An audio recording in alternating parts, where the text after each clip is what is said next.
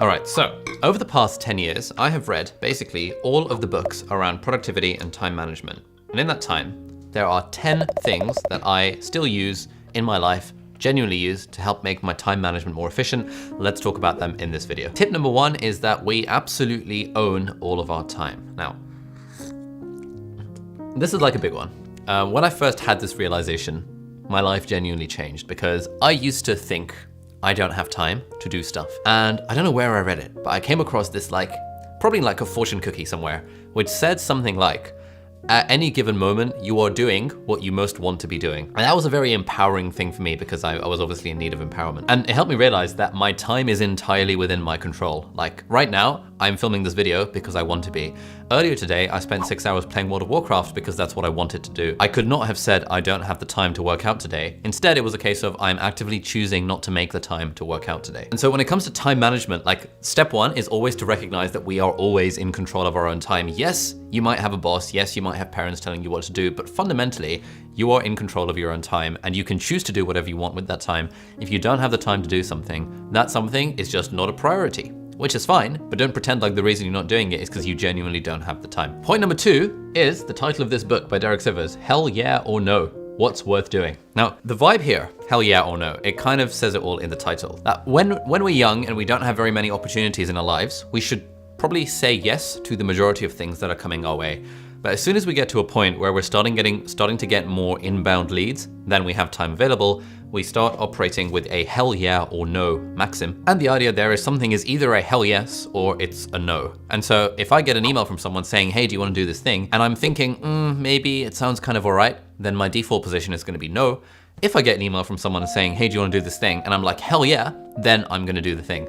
And I'm trying to get better at using this principle in my life because even now, my calendar is full of a lot of things where I'm like, yeah, kind of, rather than hell yeah too. And I always regret doing it when it comes down. So hell yeah or no, just learning to be okay with saying no to stuff is another really important principle of time management. Thirdly, there's a tip I picked up from this book called Make Time by Jake Knapp and John Zeratsky.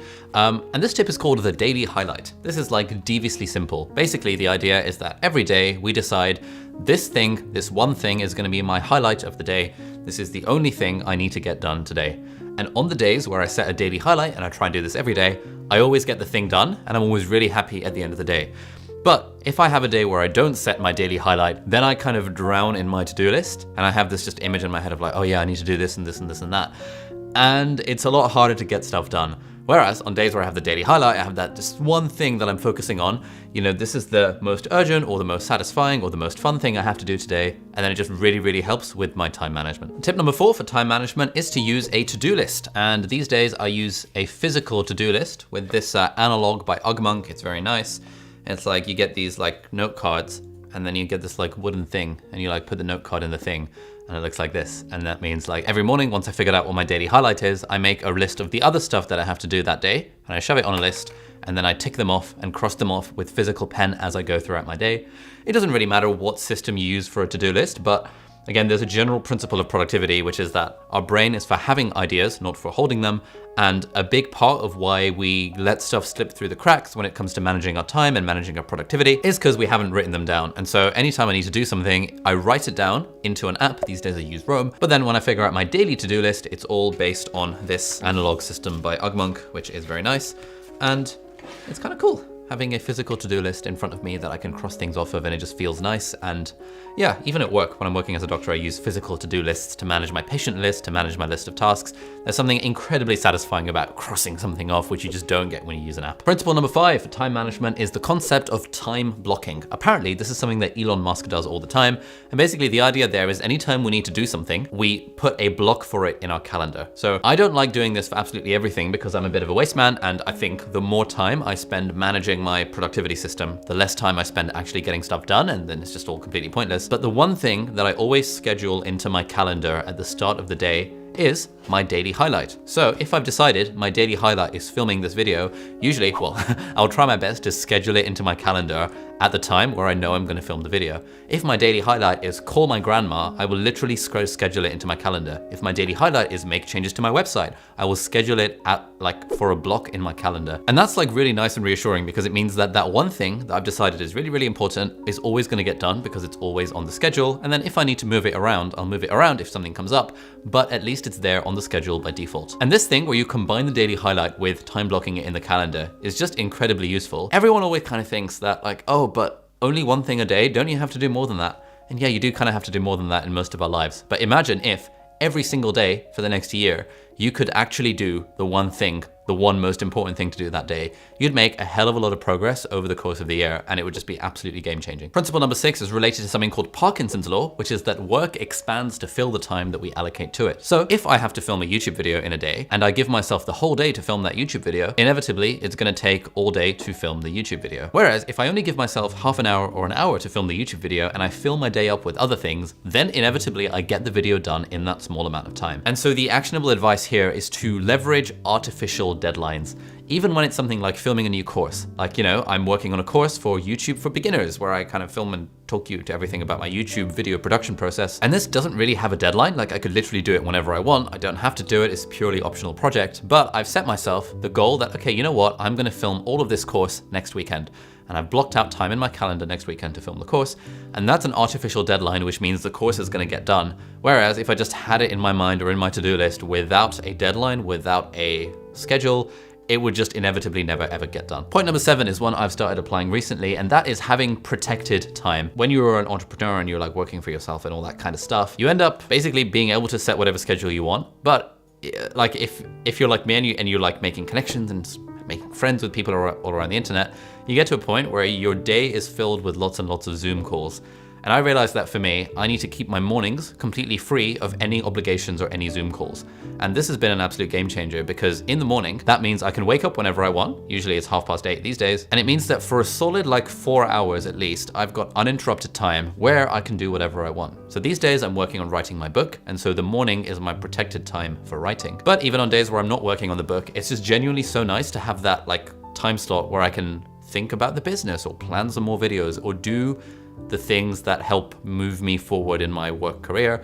And sometimes, if I'm not really feeling it, I'll just decide, you know what, I'm gonna use this protected time to play World of Warcraft or to just kind of relax and read a book on the sofa. So if you're interested in better ways to managing your time, I would recommend figuring out what your protected time is gonna be, time that is just for you and you alone, or World of Warcraft, and not for anyone else, where no one is allowed to book something in your schedule. All right, principle number 8 is delegation. Now this one is a little bit weird, because normally when you say the word delegate, people imagine that, oh, well, I can't afford to delegate something. I don't have enough money to delegate to hire someone.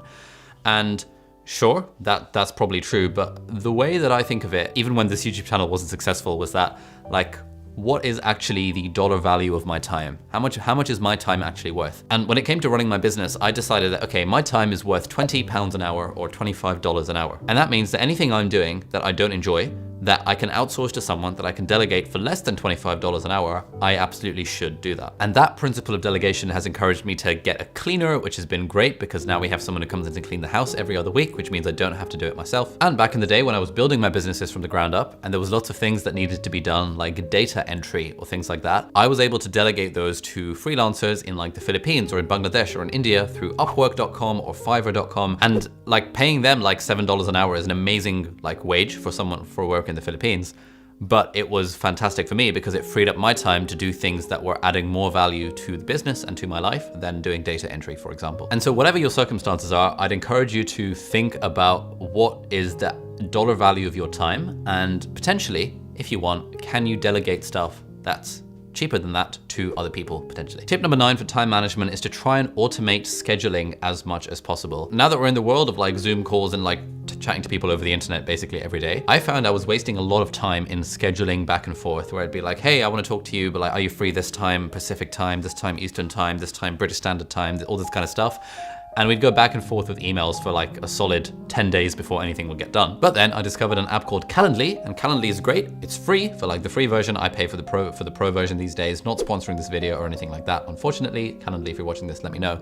But the idea behind Calendly is you can literally send someone a link and it has like all of your availability and they can just book a slot in your calendar. Now this feels a little bit weird to do initially. It feels like a bit of a power move that, hey, book a slot on my calendar.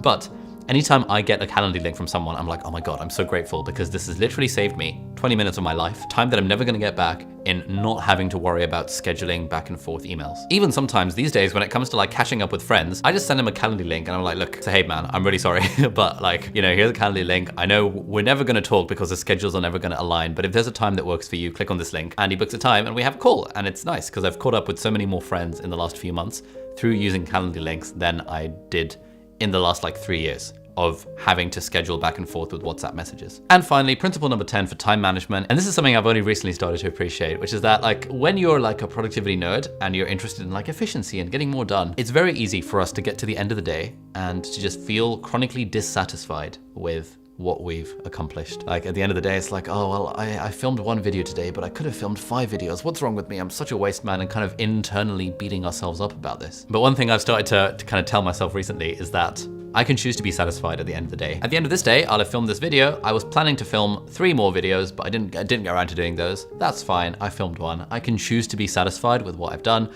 and that's all good. And like, it doesn't change how much work I've done by me beating myself up about it. It just makes me feel bad. And therefore, I can choose to feel good with how I've managed my time. If you're interested in more strategies on how to manage your time, I actually have 3 whole online courses themed around productivity and time management that are hosted on Skillshare. No, they're not sponsoring this video, but if you hit the link in the video description, there'll be a link that gives you a free trial to Skillshare where you can check out my 3 classes on productivity. One of them is about the fundamentals of productivity. One of them is about the productivity equation, which is my personal mental model for productivity. And the third one is one that I released very recently, like last week, around productivity for creators and how we manage our time doing this like creative high side hustle entrepreneur type stuff. So check that out with the links in the video description. And if you want more tips for time management and general productivity, you should check out my book review and summary of the book Make Time, which is one of my favorite productivity books of all time, and that will be linked right over there. So thank you so much for watching. Have a great day, and I'll see you in the next video. Bye-bye.